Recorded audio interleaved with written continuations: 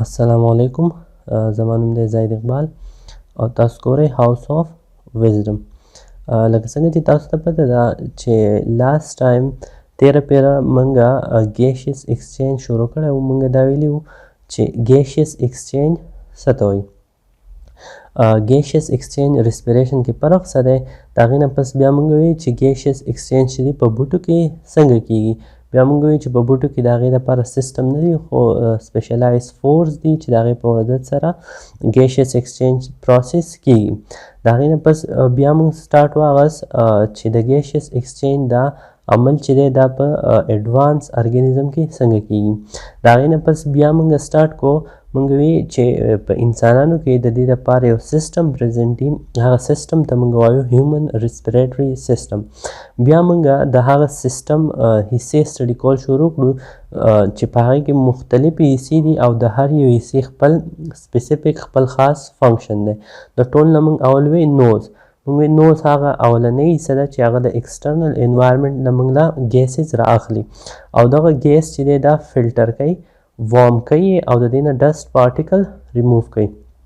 نن به موږ وایو چې د دې سیسټم کومه دویمه حصه چې ده کومې ته موږ فیرنګس وایو. فیرنګس که موږ وګورو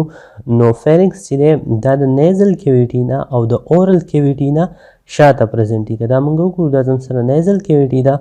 او دا چې ده د اورل کیویټي نه د دې نه شاته چې دا کوم ریجن دا مسکولر ټیوب شاندې پرزنټ دی دې ته فیرنګس وایي. د دې فیرنګس چې دي هغه درې حصې دي. کم چې اګزیکټلی د نیزل کیویټي نه شاته کومه پرزنټ ده نو هغې ته موږ نیزو فیرنګس وایو او کومه چې د اورل کیویټي نه شاته پرزنټي نو هغه ته اورو فیرنګس وایو او کومه چې د لیرنګس اپوزټ پرزنټي د لیرنګس اپوزټ پرزنټي نو هغې ته لیرنجو فیرنګس وایو. او بله خبره دا ده چې زموږ سره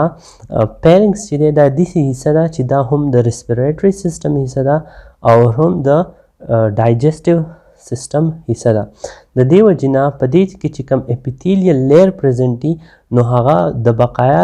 ریسپیریټري سیسټم نه ډفرنټ دي. که موږ وګورو نو موږ اکثر پوزې ته څه ډسټ پارټیکل لاړ شي، مثاله لاړ شي یا د سبسټانس لاړ شي نو موږ سنیزینګ کوو، کفینګ کوو، هغه دوباره بهر ته اکزهیل کوو. خو موږ خوراک چې دی نو هغه هم په فیرنګس سره د هغې کنټیکټ راځي او د هوا کنټیکټ سره هم راځي. نو د دې وجې نه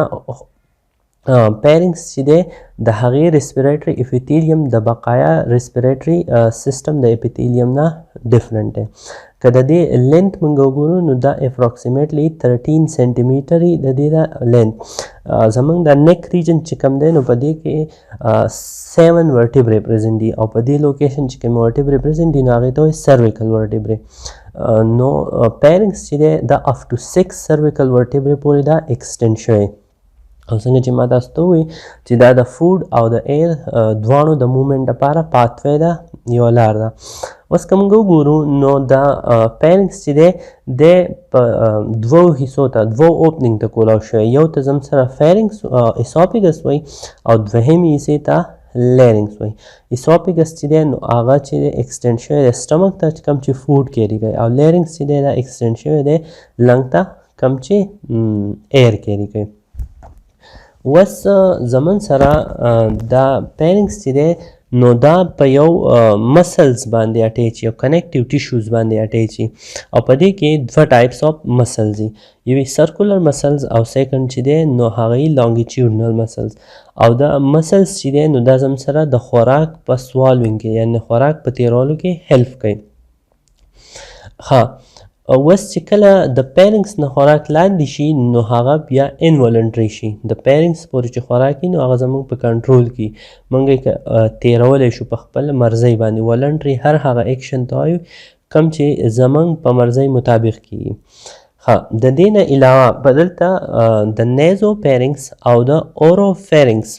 په منځ کې یو اوپننګ وي. اوس به زه تاسو ته وښیم هغې ته وایي ایستیمس. د ریسپیریټري سیسټم او د ډایجسټیو سیسټم د فنکشن نه علاوه د فیرنګس فنکشن دا دی چې په دې کې سپیشلایز سټرکچر هغه سپیشلایز سټرکچر ته موږ وایو ټانسلز ورته وایو. او بل چې دی نو د ایر نه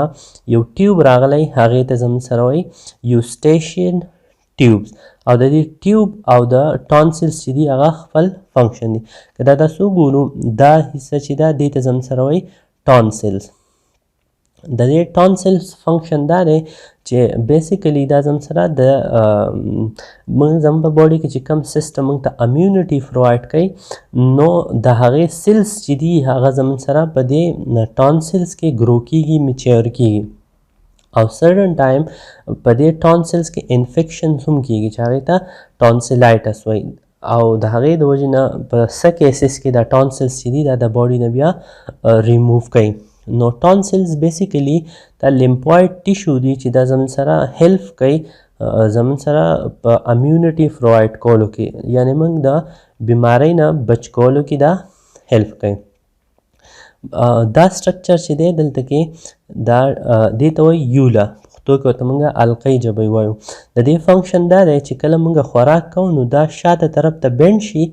او د نیزو پینکس چې دی بند کړي او خوراک چې دی هغه لاندې اسوفیګس طرف ته او لاندې طرف ته ځي او د خوراک انټري چې ده نو دا نیزو پینکس ته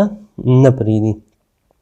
او دا بل سټرکچر که تاسو وګورئ نو دې ته موږ یوسټیشن ټیوبز وایو او د دې یوسټیشن ټیوبز فنکشن دا دی چې دا د دې میډل ایر نه راغلی